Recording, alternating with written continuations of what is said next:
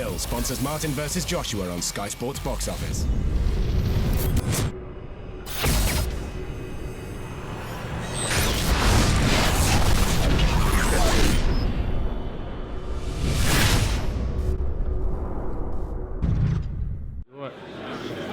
James Holder, Firefall TV, in association with Matkins Gym. I'm quite fortunate enough to be joined by manager and trainer Dave Caldwell. How are you, mate? Good, really good. It's fight week. I like fight week.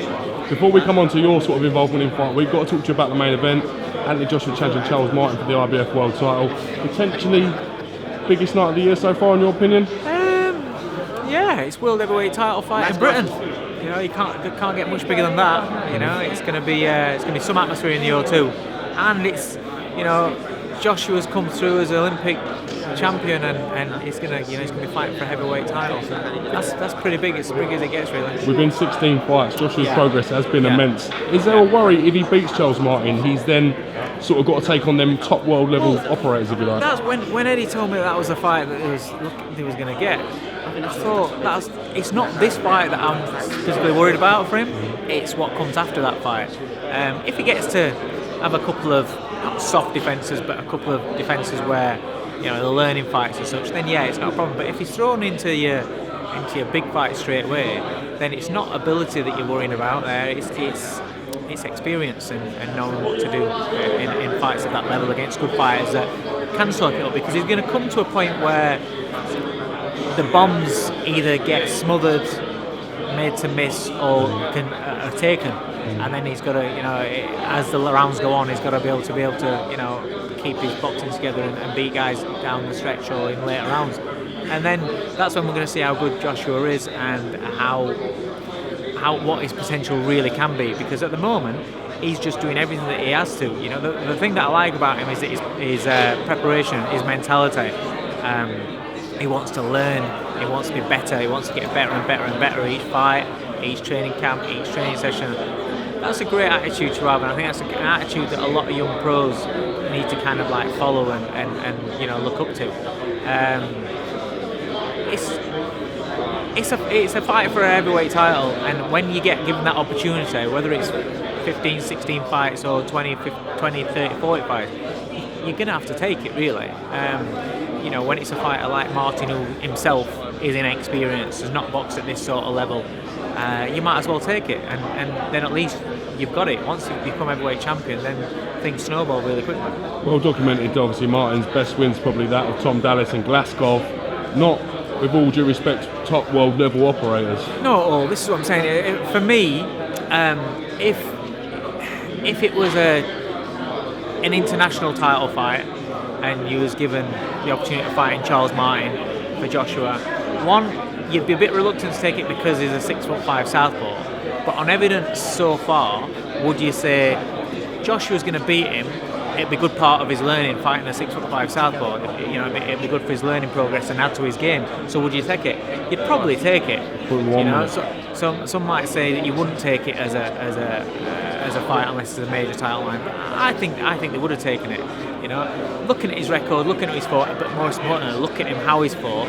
I don't see anything apart from the fact that he's a 6'5" southpaw and that awkwardness, that initial awkwardness. I don't see anything that can derail Joshua. It's heavyweight boxing, so you're only ever one punch away from getting derailed, obviously. But I don't think Martin's the man to do it. And the fact that Joshua's been hurt in a fight and Martin hasn't, I think that plays in Joshua's favour. Because Sorry, Dave. Because what I see is the first time that Joshua lands on him, Martin's not experienced that. He's not had a guy like that with 10. He might have done his sparring, but with 10-ounce gloves on, with the speed and the power that Joshua's got, when that first bomb lands, I think he's going to go a little bit like a rabbit in headlights, and I think I could just see him covering up and trying to get through it and getting blasted out. I'm going for like 2 rounds, 3 rounds. I really do think it could be that quick. What have you made of Tyson Fury, Anthony Joshua's Twitter spat? It's been in the papers again today. Maybe a big sort of kettle and a teapot and a kettle, if you like what the saying is. You know what you've got there? You've got 2 big, strong characters. Storm in a teacup. Sorry, Dave. I'll get there eventually. Sorry. You've got 2 big, strong characters in boxing. Fury's them. Listen, I think there's a big reluctance to give Fury credit because of his personality and because is very, you either love him or hate him sort of guy. So I think a lot of people don't want to give him credit that he deserves. He's the man in the heavyweight division. You've got to say that. You can't beat a man that's been the man for a decade and never looked like getting beat, and go over there as an underdog and not being given much chance, and then absolutely schooling him. You can't do that and not be seen as a man. So he's got a right to kind of like look down at anybody else that's fighting for his titles that he's being stripped for, and so I can understand that where that's coming from.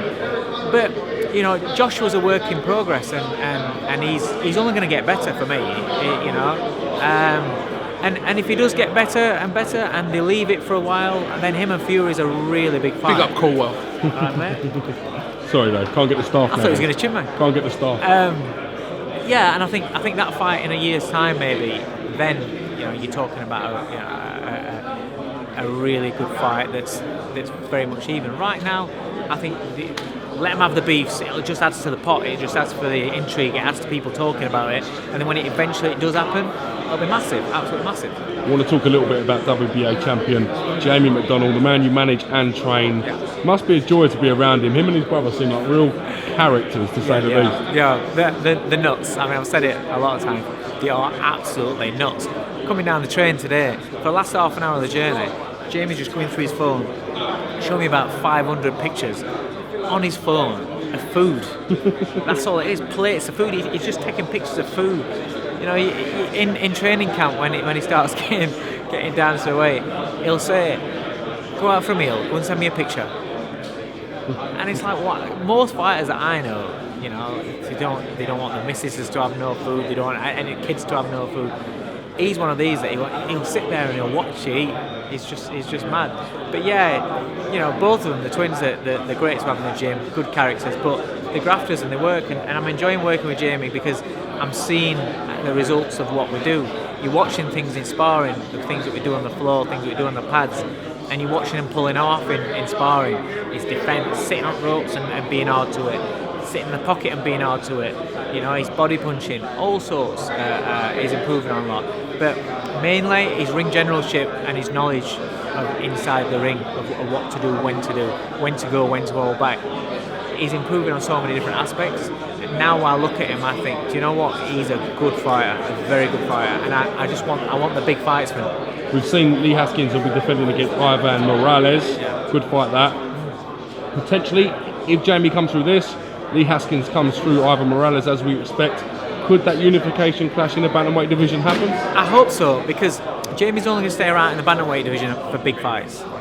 Payano, we're talking about Payano, late summer, September time. That's a fight that we would love, because then he's a WBA super champion. We would love that, and also that would probably be in America, no doubt. But Haskins, if that can be made, 100% we take that. That's a totally different fight to when they fought last time. James is a completely different fighter to when he fought Haskins last time. And without being disrespectful to Haskins, I think Jamie does just a job. He just does a job on him. I think he takes him apart. I really do, and I would love that fight with Jamie. If Eddie can make it, and if it's a good payday, then we'll do it. He deserves a big fight, Jamie, and that's what we want. And if that can be built up, and I do think it needs to be built up. I like Haskins as a kid. He's had a long career. It'd be nice if they had a big fight for a lot of money for that fight. Two British fighters, unification. Let's do it. On that note, Mr. Caldwell, thank you ever so much for your time. Quick 2 minutes turned into 9 minutes. I appreciate that as always, and I will catch you at the weigh-in on Friday. Thank you, sir. Nice one. Cheers, mate.